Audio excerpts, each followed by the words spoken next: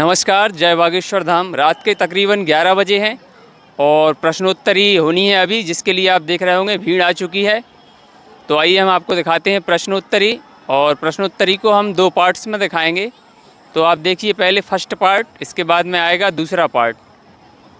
जी पूज्य श्री ने सुन ली है और आप सभी के बीच में पूज्य श्री आ रहे हैं।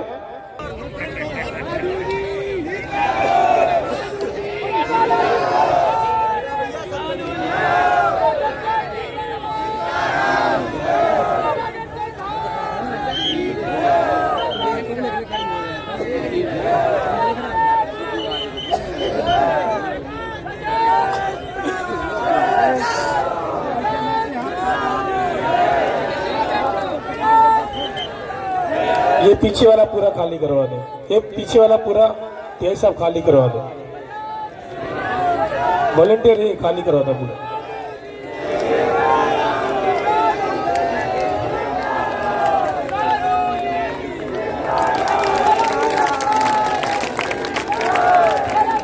ये यहाँ से पूरा खाली।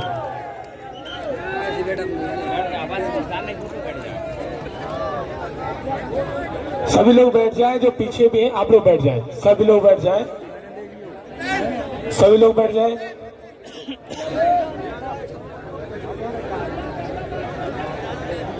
भैया आप लोग बैठ जाइए, काफी जगह है, आप लोग क्यों खड़े हैं?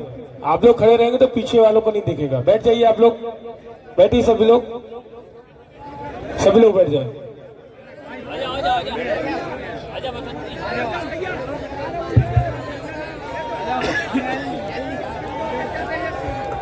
जय जय श्री राम, जय जय श्री राम।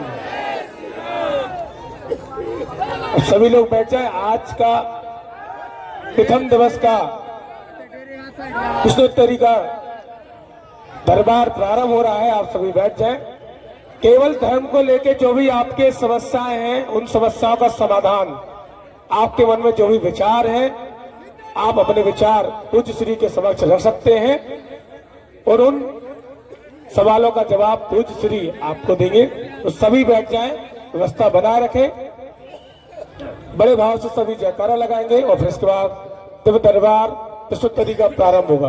बोले बागेश्वर धाम सरकार की, परम पूज्य गुरुदेव भगवान सन्यासी बाबा की।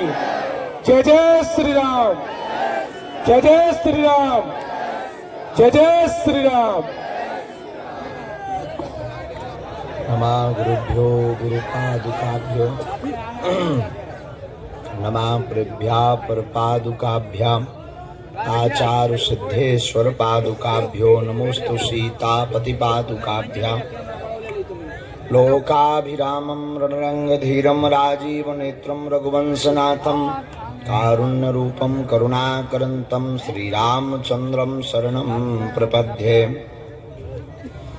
अंजनानंदनं वीरं जानकी शोकनाशनं कपीसमक्षहन्तारं वन्दे लंका भयंकरं गोस्पदीकृतवारीशं मस्कीकृतराक्षसं रामायण महामालारत्नं वन्दे अनिलात्मजं।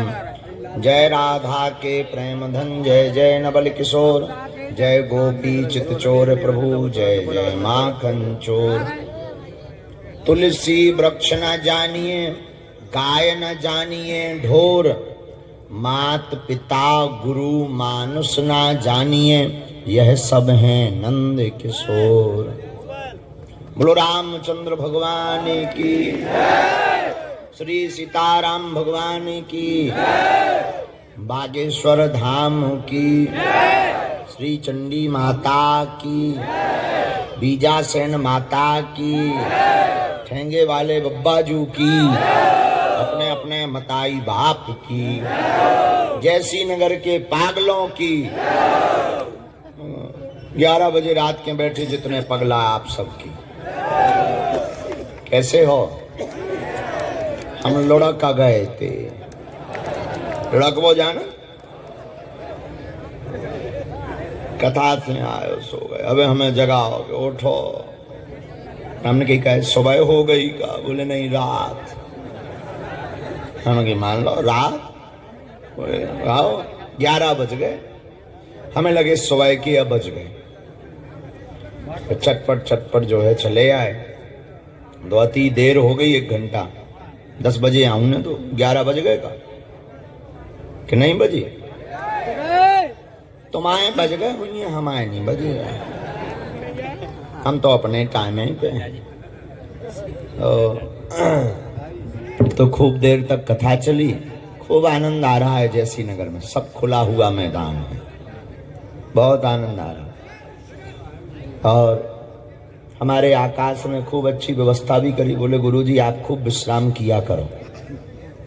तो हमने भी कसर नहीं रखी, हम कि चलो गुरु सो जाओ।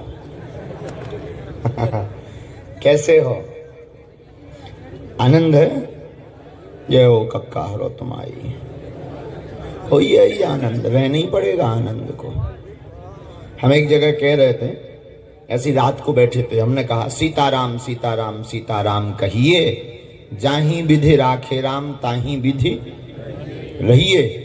ऐसे ही 60 साल को एक बुढ़ा खड़ो भाव बोले गुरुजी रहना ही पड़ेगा, और कर भी क्या सकते हैं। हम कहे जय हो। आज प्रथम दिवस की प्रश्नोत्तरी की चर्चा हम करते हैं। आज और कल रात्रि को हम 10 बजे यहीं बैठेंगे। आज तो बैठे ही गए, कल और मिलेंगे। जो कुछ तेरे दिल में है ये सब उसको खबर है। जो कुछ तेरे दिल में है ये सब उसको खबर है। बंदे तेरे हर हाल पर मेरे बालाजी की नजर है।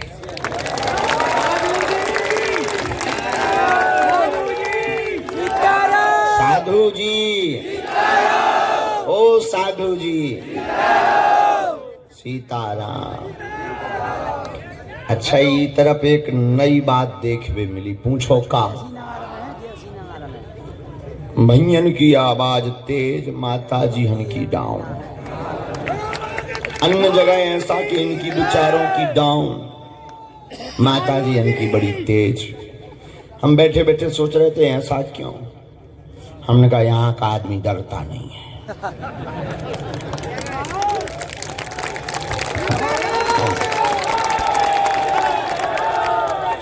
इसीलिए तो इतनी तेज। आज की प्रश्नोत्तरी का सूत्र है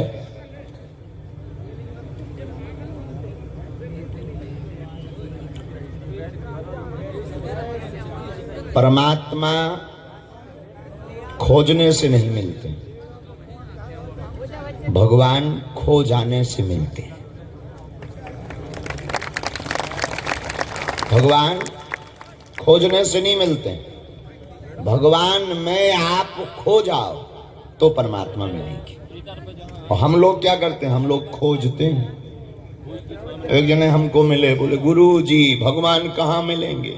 हमने कहा गुम थोड़ी गए, लापता थोड़ी है, जो मिलेंगे वो तो हर जगह है। हरि व्यापक सर्वत्र समान है। तो तुम्हारे भीतर है, हमारे भीतर है, यही कहीं है, सब जगह है भाई। मिलता वो है जो लापता हो, जो मिला मिलाया हो उसका क्या पता। परमात्मा मिले मिलाए। तो उन्होंने बड़ा अच्छा प्रश्न किया। बोले गुरुजी अगर परमात्मा मिले मिलाए हैं तो दिखाई क्यों नहीं पड़ते। हाँ, हमने कहा ये बहुत अच्छा प्रश्न, ये प्रश्न जायज। भगवान दिखाई क्यों नहीं पड़ते। देखो सूर्य होता है, सूर्य को हम लोग जून के महीने में खाली आंखों से नहीं देख सकते। 12 बजे देखेंगे चक्कर आ जाएंगे। दिन में ही तारे दिखाई देंगे। तो क्या करना चाहिए, बढ़िया सा मोटा सा कोई चश्मा लगाओ, सूर्य दिखाई देगा, अच्छी बात है, देखना चाहिए। जब हम साधारण से सूर्य को नहीं देख सकते इन आंखों से, तो परमात्मा तो कोटि सूर्य समप्रभा, करोड़ों सूर्यों के समान तेजवान हैं, उसको हम कैसे देख पाएंगे। तो इसके लिए एक ही उपाय है।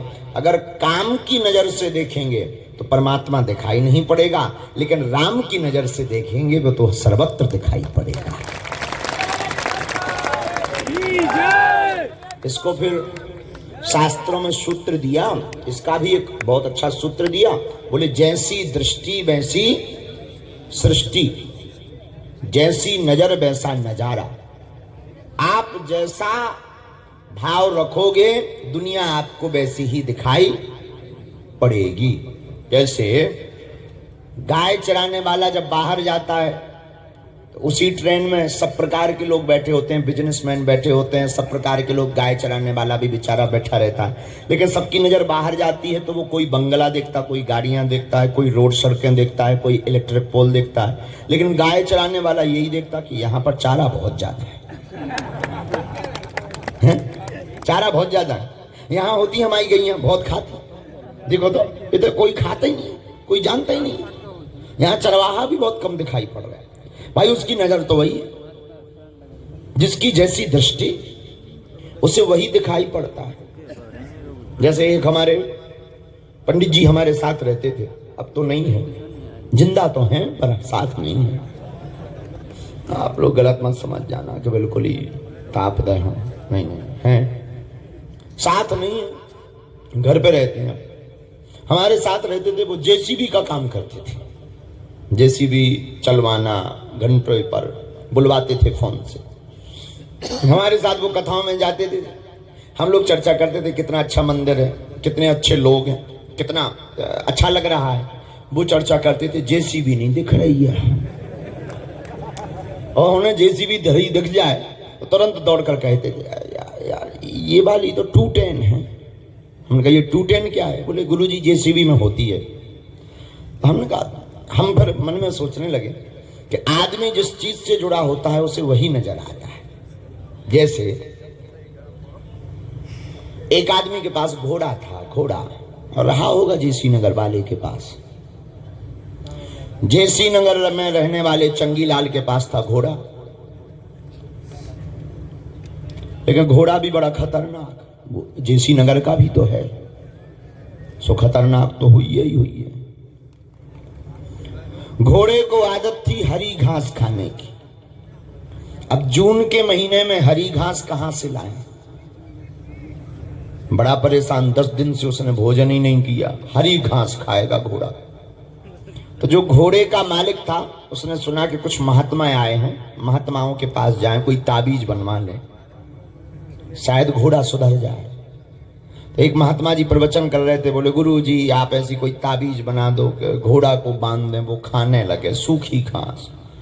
महात्मा बड़े हंसी स्वभाव के हते विनोदी, बोले भाई इंसानों की तो ताबीज है पर घोड़ों की नहीं बना पाते हम। बोले नहीं आप बताओ कुछ।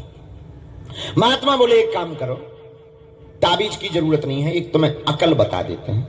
घोड़े के नाप का एक चश्मा बनवाओ, उस चश्मे का जो लेंस है वो हरे कलर का लगवाओ, हमें लगता है तुम्हारी समस्या का समाधान हो जाएगा। वो व्यक्ति भागा भागा दुकान गया सागर। सागर में उसने ऑप्टिकल चश्मा की दुकान पर जाकर घोड़े के नाप का चश्मा बनवाया, उसका लेंस गहरा हरा कलर लगवाया।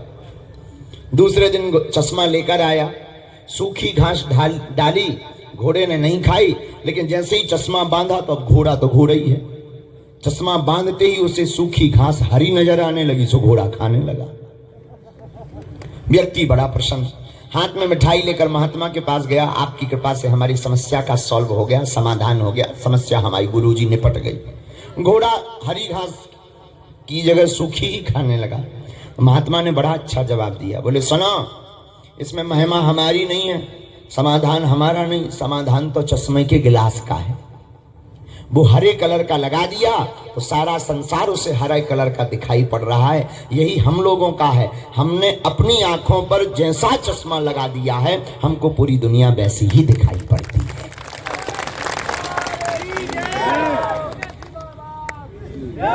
यहीं कई लोग बैठे, उनको कुछ और नजर आ रहा है, किसी को कुछ और नजर आ रहा है, किसी को कुछ और। शाम की टाइम एक जने बेचारे, उनको चक्कर आ रहे थे, वे गिरते जा रहे थे, दूसरे जने खड़े देख रहे थे, बोले यार ये भी हमारी जैसी पीते हैं।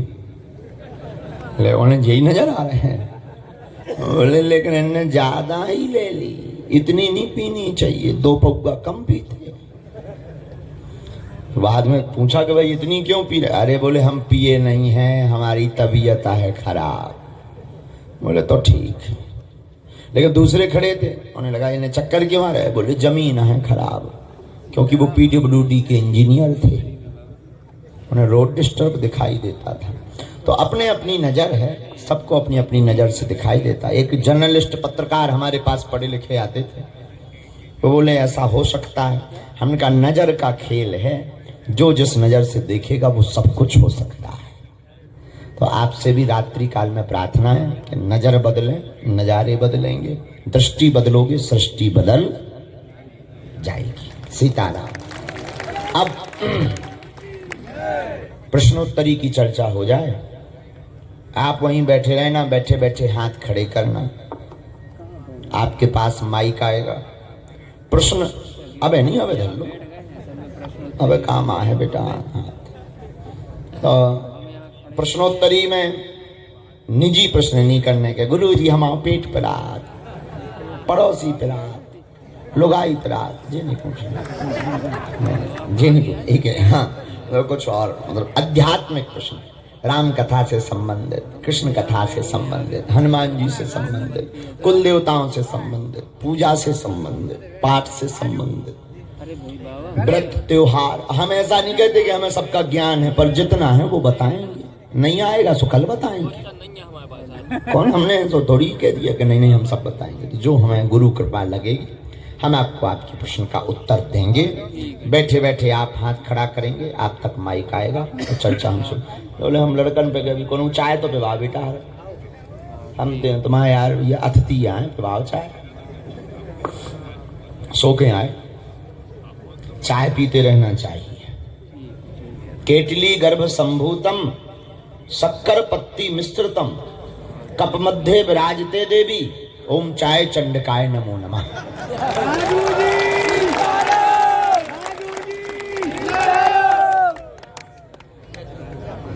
बोलो चाय चंडी माता की। यहाँ भी तोड़ा तरफदार में है ना, यहाँ भी माता का मंदिर है ना। कहाँ है? तोड़ा में चंडी माता को है। नहीं वही हमने कहा, आपको इतना कष्ट ही नहीं करना है विराज। हम तो विनोद में बैठे। देखो चलो शुरू करो। हाँ कोई भी दो ने जी, दो ही हाथ खड़े ऊंटन जैसे। लीजिए माइक। हेलो। हाँ बोलिए परम पूज्य साधु जी बागेश्वर धाम की। आप निर्णय नहीं कर पा रहे थे कि जय बोलिए कि साधु जी बोलिए। कोई बात नहीं, बोलो। गुरुजी हमारा प्रश्न है हाँ। कि हाल ही में एक मूवी आई है द केरला स्टोरी। उसमें एक मुस्लिम महिला ने 3 हिंदू लड़कियों के लिए धर्म परिवर्तन कराया। उसके लिए मैं आपसे पूछना चाहूंगा गुरुजी, उसमें अपनी आप क्या राय देना चाहेंगे कि देखिए द केरला स्टोरी एक सत्य घटना पर आधारित फिल्म है।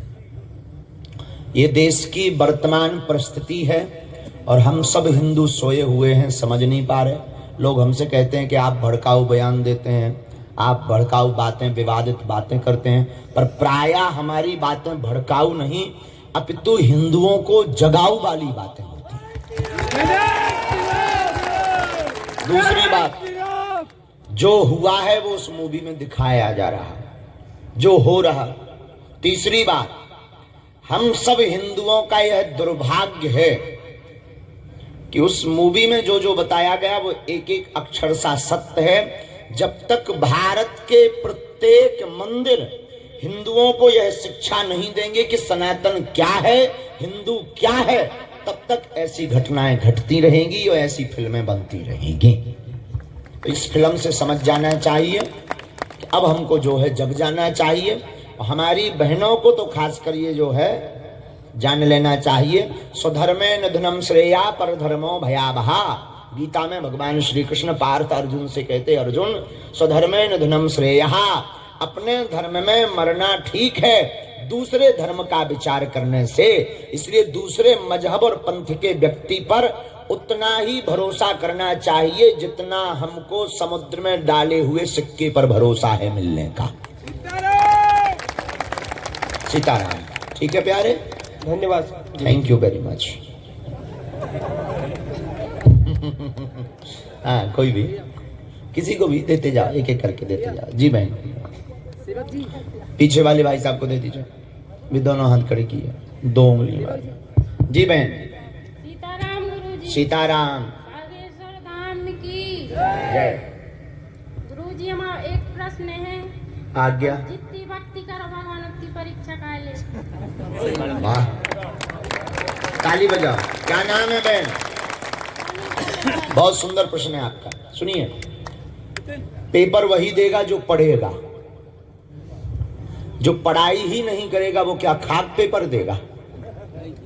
इसलिए परमात्मा की भक्ति करने में अगर परीक्षाएं आती है तो परीक्षा से डरना नहीं चाहिए। देखो, बागेश्वर धाम या बालाजी से जुड़ने का मतलब ये नहीं है कि संकट नहीं आएंगे। संकट तो आते हैं और उनसे लड़ने की क्षमता डबल आ जाती है। दूसरी बात, दूसरा उत्तर ये है कि जब तक आप अच्छे कर्म नहीं करोगे, बुरे कर्म पर चलोगे, तब तक आपके द्वारा पूर्व में, मतलब पिछले समय में किए हुए सभी पुण्यों को आपके अकाउंट में डाल दिया जाता है। व्यक्ति पाप करता रहता है, उसका बाल बांका नहीं होता है तो सोचता है भगवान नाम की कोई चीज है नहीं। और देखो हम कितना बुरा कर रहे हैं, हमारा बाल बांका नहीं हो रहा, और बुरा करने वाले ही सफल है, ऐसा मन में सोचता है। लेकिन एक दिन ऐसा आता है कि कहानी का भंडा फोड़ हो जाता है और पोल खुल जाती है। लेकिन जो सत्कर्म पर चलता, भगवान की भक्ति पर चलता, उसके जीवन में क्या होता? उसके पूर्व के पिछले जितने भी पाप हैं वो सामने आ जाते हैं। वो क्यों आते हैं? ताकि ये धर्म ना कर पाए। लेकिन जो उनको चीरते हुए धर्म पर टिका रहता है वही जीते जी सुख भोगता है और मरने के बाद पुनः सुख भोगता है। इसलिए भक्ति करते रहना चाहिए। ठीक है बहन, धन्यवाद। जय श्री राम। कौन से भगवान की पूजा ज्यादा करते जिस भगवान में तुम्हारा दिल लगे। हैं? 3 भगवान। अब बजरंगबली बचाए। कोई बात नहीं, चलो ये भी सुनो। हमें अपने इष्ट की पहचान कैसे हो? बहुत अच्छा प्रश्न है बहन का, कि हम किस परमात्मा की पूजा करें। तो अगर आप ज्योतिष पर भरोसा करते हैं, एस्ट्रोलॉजी में, तो आपकी कुंडली में आपके इष्ट का वर्णन आ जाएगा। अगर आप एस्ट्रोलॉजी पर, ज्योतिष पर भरोसा नहीं करते, वैसे करना चाहिए, नहीं करते कोई दिक्कत नहीं। आप के गुण अनुरूप आपके जैसे लक्षण हो, उसी लक्षण के जैसे अपने परमात्मा को खोज लीजिए, वही इष्ट हैं। बरगद का पेड़ होता है, किसी भी टहनी को पकड़कर पेड़ पर चढ़ो पर पहुंचोगे बरगद पर ही। वैसे ही परमात्मा अनेक टहनी रूप में, अनेक रूप में है। किसी का भी भजन करोगे पहुंचोगे वही परमात्मा के ही पास। बस अपने भगवान भर को छोड़कर किसी को भी मानो। धन्यवाद। बालाजी से सदा जुड़े रहे। थोड़ा माइक तेज कर दो, तुम्हारे कक्का को नहीं लगना है। तेज करो। जी बहन। क्या बोल रहा गुरुजी? सदा बालाजी से जुड़े रहे, जीवन भर आपका पूरा परिवार जुड़ा रहे, ऐसा मंगल आशीर्वाद। खुश रहो, बैठो। सीताराम। सीताराम भैया। जय श्री राम। गुरु गोविंद दोऊ खड़े, काके लागे पाओ, बलहारी गुरु आपने गोविंद लियो बताओ। गुरुदेव महाराज को सादर चरण स्पर्श और बागेश्वर भगवान की जय हो। मैं प्रशांत श्रीवास्तव। कहाँ से? मैं प्रभाकर नगर मकरोनिया सागर से उपस्थित हुआ हूँ। इतने कहा कर रहे हैं? आपके ही दर्शन के लिए आया हूँ गुरुदेव। स्वागत, बहुत अच्छा। कुछ गुरुदेव महाराज, मेरा प्रश्न 2 है। पहला प्रश्न ये है कि जो हमारे तीर्थ हैं, उन तीर्थों में अभी विधर्मियों का बहुत प्रकोप बढ़ गया है। एक्चुअली वहाँ पर मैक्सिमम लोग जो हैं वो विधर्मी लोग अपने धंधे व्यवसाय जो कुछ है उन सबको बढ़ावा दे रहे हैं, धीरे धीरे उनके ऊपर भी कब्जा कर रहे हैं। तो हम कैसे ऐसी व्यवस्था बनाएं ताकि उनकी जगह पे हमारे सनातन धर्म के जो बेरोजगार लोग हैं वहाँ पर आके वो काम कर सकें और अपना रोजगार सृजन भी करें और अपने परिवार को भी पालें। हम लोगों में जब तक एकता नहीं होगी, हिंदू जब तक जातिवाद में बटा रहेगा, तब तक इस प्रकार का मौका दूसरे धर्म के लोग, दूसरे धर्म तो दूसरा है नहीं, धर्म एक ही है सनातन, बाकी तो मजहब हैं, तो दूसरे मजहब के लोग फायदा उठाते रहेंगे। अब हम लोगों को जागकर प्रत्येक हिंदू को, समृद्धवान हिंदुओं को बिछड़े और पिछड़े हिंदुओं का सहयोग करना चाहिए आगे आकर। और दूसरा प्रश्न जो है, जैसे तीर्थ में इसका पूरा उपाय सुन लो। तीर्थ में रहने वाले अथवा गांव में रहने वाले प्रत्येक हिंदुओं को अपने अपने घर पर धर्म ध्वज सनातन धर्म का लगाना चाहिए। अपने आप पहचान हो जाएगी कि कौन किसका है। दूसरा बोलिए। दूसरा जो है, हमारे जितने भी धर्म के आचार्य लोग हैं उन्होंने बड़े बड़े अपने आश्रम का निर्माण तो किया है, उसी जगह पे कोई विधर्मी जैसे क्रिश्चियन समुदाय हुआ या मुस्लिम समुदाय हुआ, इन्होंने अपने अपने शिक्षा व्यवस्थाओं के अपने हिसाब से उनने ढाला है। जैसे कि क्रिश्चियनों ने अपने स्कूल्स खोले हैं, मिशनरीज के स्कूल खोले हैं, और इसी प्रकार से मुसलमानों ने जो अपने क्या बोलते हैं उनको, मदरसे वगैरह जो खोल के रखे हैं। लेकिन हमारे धर्म के लोगों को कब ये जागरूकता आएगी कि हम संस्कृत विद्यालय खोलें, जो है ना हर चीज़ों में पारंगत हो वहाँ के बच्चे। आज के समय में विदेशों में संस्कृत का जिस प्रकार से बढ़ावा हो रहा है, लेकिन हमारे देश में वो चीज़ उतनी ही नीचे आ रही है। हाँ, बहुत अच्छा प्रश्न। आचार्यों पर हम टिप्पणी प्रायः बहुत कम करते हैं, लेकिन अब भारत के सभी आचार्य भी जग रहे, उनकी मजबूरी है। लेकिन उसमें एक हम प्रार्थना आपसे भी करेंगे, आचार्यों से ज्यादा अगर हम लोग जाग जाएंगे तो आचार्यों को जगना ही पड़ेगा। हम लोग अपेक्षा ही नहीं रखते, हम लोग मांगते ही नहीं, हम लोग कहते ही नहीं। हम लोग जब आचार्यों से विद्यालय गुरुकुलम की मांग करेंगे कि आपका इतना बड़ा मठ है, इतना बड़ा मंदिर है, हमारे गांव वालों के लिए एक ठिया गुरुकुलम की व्यवस्था करवाइए, आचार्यों को बनाना पड़ेगा और इससे हमारे सनातन संस्कृति का प्रचार होगा। दूसरी बात आपने इसी में लाइन जोड़ी है कि विदेशों में संस्कृत का बड़ा प्रचार होता है, भारत में कम। एक सूत्र है, अक्सर उनकी ट्रेन निकल जाया करती है जिनके मकान रेलवे स्टेशन के नजदीक होते हैं। उन्हें लगने लगता है यही तो है स्टेशन, क्या जाना, तब तक रेलगाड़ी निकल जाती है। यही हम लोगों का हाल है। हम लोगों को सनातन और संस्कृति की महत्वता पता नहीं है, पर विदेशियों से पूछो। कल धाम पर 2 विदेशी नागरिक कहां से आए थे, हम स्थान भूल गए, आए थे, और वो इतने शरणागत, इतने नतमस्तक, तो हम लोग नहीं समझ पाते महिमा, लेकिन विदेशियों को पता है कि संस्कृति और संस्कृत में कितनी ताकत है। इसके लिए जागने की और अपने बच्चों को संस्कार देने की आवश्यकता है। दोनों सुझाव आपके बहुत अच्छे हैं। आप अपनी मांग शुरू करिए गुरुकुलम की, जगह जगह मंदिरों में। महाराज जी, एक और, क्या इसकी शुरुआत हम ये समझ सकते हैं कि बागेश्वर धाम से भी इसकी कोई नई शुरुआत आपके द्वारा? क्या हम ही बार अकेले दिखा रहे तो मैं गुरुदेव, आपकी है ना फैंस फॉलोइंग बहुत बढ़ गई है, तो आप जो कहेंगे तो शायद ज्यादा लोगों तक आएगी। तपवा लियो बेटा तुम हमें। ठीक है प्रभु, आपकी आज्ञा श्रोधार है, गुरुकुलम होगा। जय श्री कृष्ण। जय श्री। चलो माताओं में से पीछे की तरफ जो बच्ची है, कोई भी, हाँ छोटी बच्ची को भी दे दो। साधु जी। सीताराम बेटा। गुरुजी, मैं जब भी आपके दरबार में आई हूँ, मुझे भैयू दे दिया है भगवान जी ने। अच्छा, अंग्रेजी में कंग्रेचुलेशन।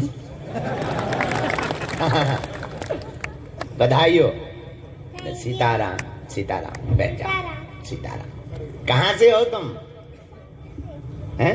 मकरोनिया। इतने क्या कर रही? नानी का घर है। अच्छा, तभी इतनी दबंगई है। बहुत अच्छा। कथा सुनी है आपने? हाँ। क्या सीखा आज की कथा में, बताओ। आज नहीं सीखा मैंने, सागर की मैं सीखा था, भूल गई। चलो अब कल सीख लेना, हम पूछेंगे आपसे। ठीक है। ओके, बैठ जाओ।